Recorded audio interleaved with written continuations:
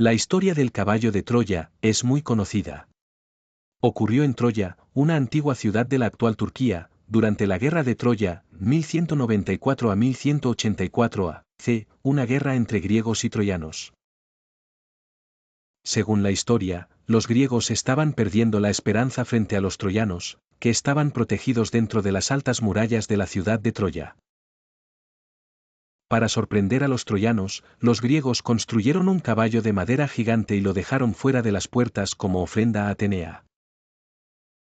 Se decía que el caballo de Troya medía 3 metros de ancho, 7,6 metros de alto y casi 2,5 metros de largo.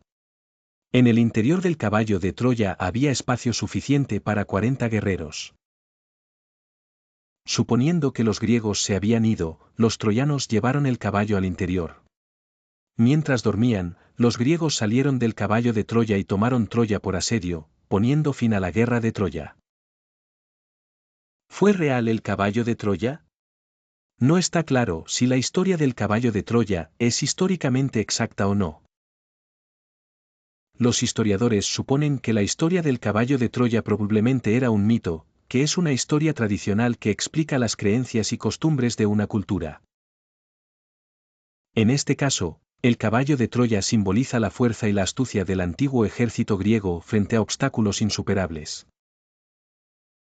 La leyenda de la guerra de Troya es importante por varias razones.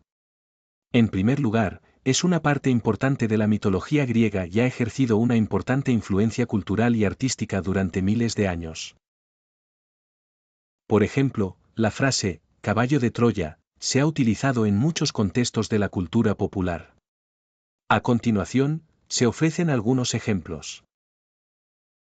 Literatura. La frase, caballo de Troya, suele referirse a algo que parece inofensivo pero que es peligroso o engañoso.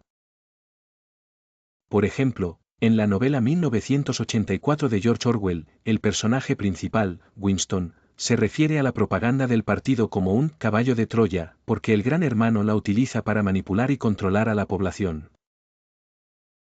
Política. La frase caballo de Troya se utiliza a veces para referirse a un candidato o partido político que parece ser amistoso o solidario pero que trabaja en contra de los intereses del pueblo.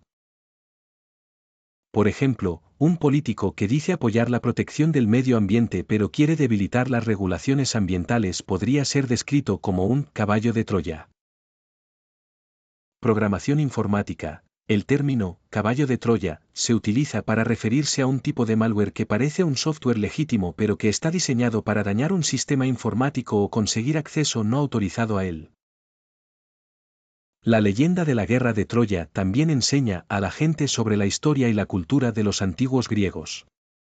Proporciona una visión de sus creencias, valores y forma de vida, ayudando a la gente a entender el mundo social y político de la época.